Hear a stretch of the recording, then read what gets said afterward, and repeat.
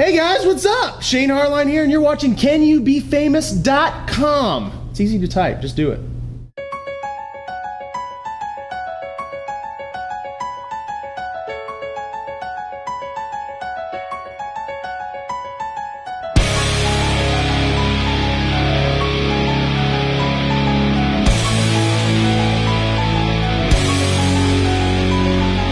My name is Shane Hartline, and I'm an actor, comedian, filmmaker, and ladies' man.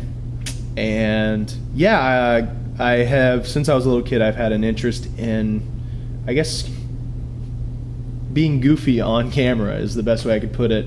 And that kind of morphed into many different things along the way. And right now, I'm actually living the dream, quote unquote. I'm a full-time actor and comedian, and I'm a YouTube, I guess, personality, I guess you could say. And, you know, just having fun, man. Just living. That's what I'm doing. That's me right now, in a nutshell. I grew up in a little town called Lake Wales, Florida.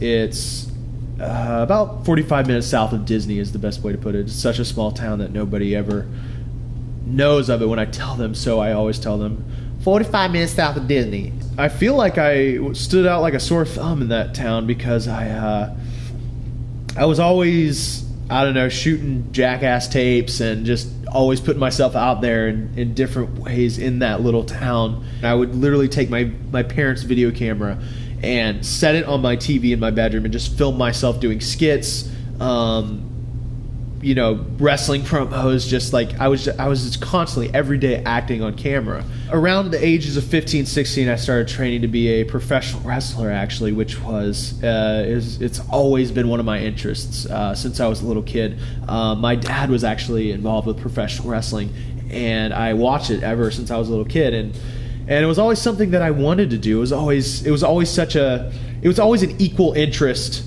with, you know, being goofy on camera and doing comedy and acting. So when I got into wrestling, I knew I wanted to be different. I didn't want to just be the stereotypical musclehead wearing tights, you know. So I had like long, blonde, shaggy hair at the time, and everyone's like, well, you should be like a surfer character. So I became Rip Malibu, this goofy surfer that would like noogie wrestlers and surf on them. And I never needed to do anything like too crazy in the ring because I was, you know, I felt like if I entertained the crowd, that's enough, and that's all they're looking for. And I found success doing that. I definitely think, you know, being goofy in the ring and just being myself cranked up to 10 really helped me stand out amongst the, you know, the typical wrestler. To be a wrestler, you really had to have the whole package, or you have to have the whole package. I mean, it's not just in the ring. You got to show up to the show, and people need to look at you and be like, "Oh, that guy is a wrestler." You got to live the character completely for people to believe it. I mean, wrestling is a spectacle. It's meant to be a spectacle, and when people stop believing that the wrestlers are a spectacle, they'll stop believing in the product itself. And I really tried to do that. I really tried to live it and take people along on the journey with me. I remember the day that I made the decision to transition from wrestling to acting and comedy. And a lot of people were like, why'd you quit? Why did you quit? I would never say I quit because I always went back to wrestling. I still have a heart for wrestling, and I think people that quit things are because they end up being very bitter about whatever they're in. Nothing ever bad happened for me to step away from it. Like, I remember it got to a point where I was pulled aside and I was told that there's, you know, people in high up places that are interested in, you know, giving me a tryout possibly in the future. And that kind of like took me to a realization of, wow, you know, this could end up being my life very soon. I felt, you know, fairly confident in myself because I was a character, and the people at the high up company, they want that. They just want somebody that can sell t-shirts, and I felt very confident that I could get a contract. So that day when reality kind of hit me, I was like, oh wow, this is what I want to do now. And at the time, the Wood and Steel stuff was taking off, and I was having a lot of fun with it, and the remember where I said, when I got into wrestling, comedy and acting was at like an equal level. Well, at that time, definitely comedy and acting had risen above in my passion level, I guess you could say. And I felt, I needed to give it, its attention that it deserved. And so I stepped away from wrestling full time, and it was rough. It was really rough leaving a lot of people behind that I gave a crap. I gave a crap about a lot of these people. I really cared so much about all these guys that I spent multiple days a week training with and then going around the state and performing with. And it was tough because I knew stepping away from it that I wouldn't see some of these guys ever again, or not as much. A lot of them would look at me, differently, and look at me and not understand why I did it. And but what was cool is I did remain good friends with several people. And so in a nutshell, the transition was tough, but I think it could have been a lot harder. And I didn't leave wrestling on a bad note, I would say. Well, around the time when I stepped away from wrestling, I'd started getting interest from this NBC show called It's Your Show, hosted by Carson Daly, which was going to end up being, I think, like a Tosh before Tosh actually happened.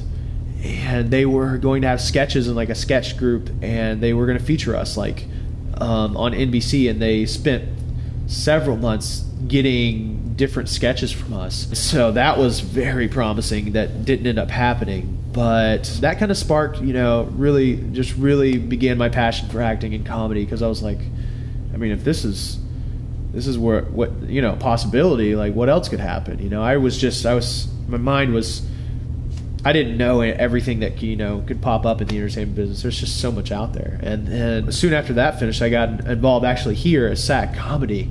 And once I began studying in improv here, it really made me grow as a comedian unlike I ever thought I could. I went into it thinking, I know everything, like, I'm a really awesome comedian, I don't need to study. But like I know so much more than I ever thought I could. And you never stop learning. Like, I'm still studying. Like, I'll study till the day I die. I won't stop taking classes and working that muscle. I stay away from stand-up. I've done it 2 times, and I don't want to say that I won't ever do it, but right now the support you get from a team of improvisers is just it's comfortable, and I am more comfortable on stage doing improv than anywhere. And then you just meet so many people, and then I've met so many people to start, working with my wood and steel, and that was something too. When I moved out to Los Angeles, I'm like, gosh, I hope I meet people to continue my wood and steel comedy with, and it was a piece of cake once I got involved with an improv community out there. The reason I left Florida to go to California, I always told myself something big happened for me, that financially put me in a position to live a couple months without stressing, that I would just make the jump immediately. And then this past summer, I was blessed with being able to do Rock of Ages, and it completely changed my life. And then after I did that, and I left in October. I will say this: being involved with Rock of Ages, it was nerve-wracking, man. I remember being invited to the table read before I even had signed any contracts or anything, and I was going in as one character that I thought I was going to be. And I go into this table read, and I mean, it's myself, Paul Giamatti, Tom Cruise, Russell Brand, Alec Baldwin. They're all right by me, and it was only like 3 or 4 of us, smaller actors. And I had never been that nervous in my whole life. Like, I felt like during the table read, I just completely effed up the whole thing. And when I got done, I remember the casting director coming up to me, and I'm like, I messed it up. I dropped the ball, and she's coming up to tell me that, you did good, and we'll call you if you need you, type of thing. But they actually gave me a bigger named role, and I was so thrown off. But every day being around like Russell Brand, Alec Baldwin, and it was overwhelming, man. It was really surreal. It was almost like a drug. I want to do it, every day now. But it was an amazing learning process too. So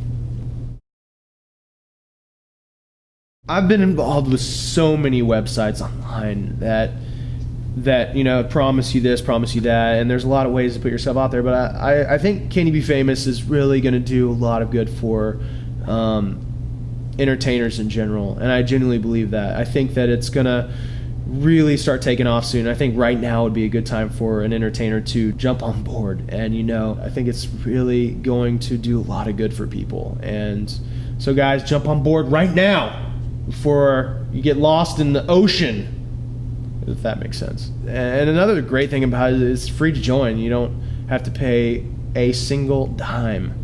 And any site that can allow an entertainer to get themselves out there on this thing that's called the internet, which I hear is getting big. Internet's getting it's taken off. The internet's taken off. Okay, I think it's awesome, man. Anything that can, like I said, that can get an actor out there, an entertainer, musician, absolutely anybody out there on a different outlet. I mean, put yourself out there on so many different outlets. There's no reason to settle on just auditioning. If you're not booking anything, create your own work. And I think Can You Be Famous is a great way to start creating your own work, to put yourself out there, along with YouTube. When you're not working, there's no reason not to create your own work, and that's always what I've done.